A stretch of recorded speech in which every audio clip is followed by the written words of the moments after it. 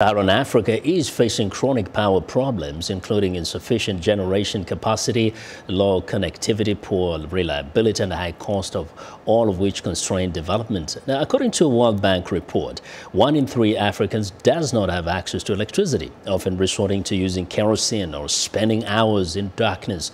On the other hand, power providers in the region are cash-strapped, suffer from aging infrastructure, and are unable to serve their customers in a reliable manner. If nothing is done to change this, there will be more Africans without power by 2030 than there are now. Now, what are Africans doing to mitigate these challenges?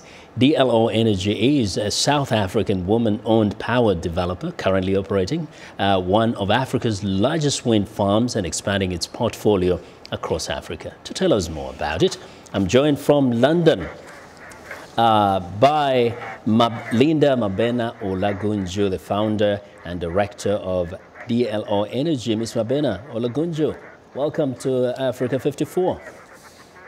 Thank you for having me. Yes, now you see the power thing is really a big issue across the continent of Africa. It looks like you're coming in with revolutionary ideas. Share with us what exactly you set out to do and what you're doing at the moment. Well, our objective as a company is to be one of the largest black African women-owned energy developers on the continent.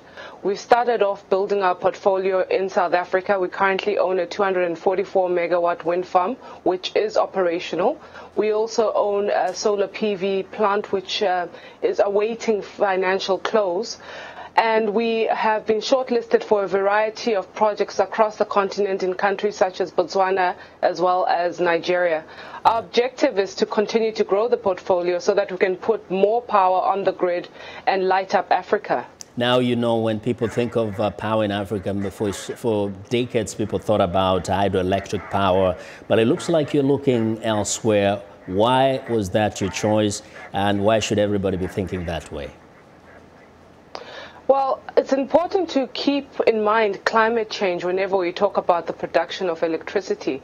And clean energy was a space I thought was environmentally responsible, but not only environmentally responsible, it was cost effective for governments and for consumers, and we were able to put the power up in shorter construction periods versus coal or other fossil-based technologies. So the lead time for a renewable energy project is much shorter. So we're able to bring power to people in a shorter time, and that's important. Shorter time periods and affordable power.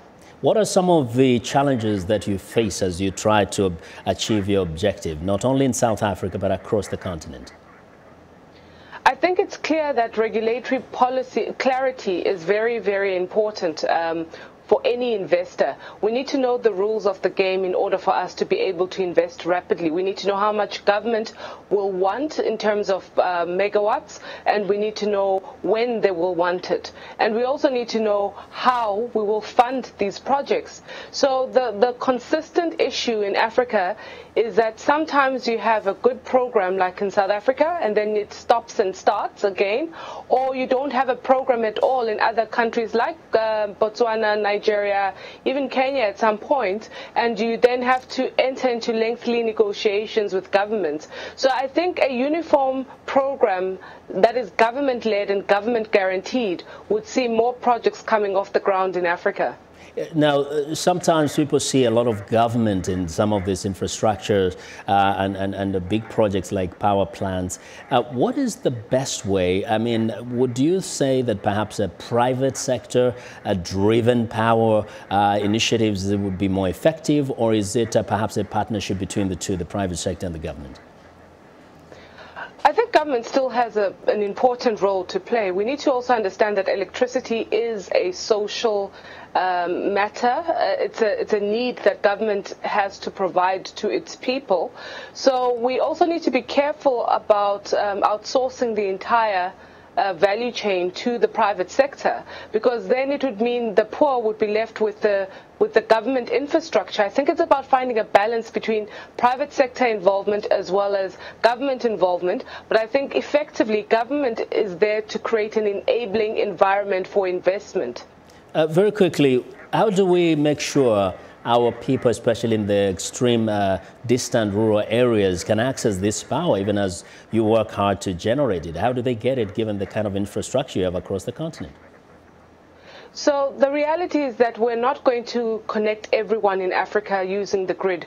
Therefore, it's important to have a combination of solutions, grid power as well as off-grid power. So sometimes you find that a person just needs to charge their phone or switch on a light or, cook. So you have these home solar systems, which I think are more effective for the rural areas and more cost effective as well for governments who are trying to electrify remote areas.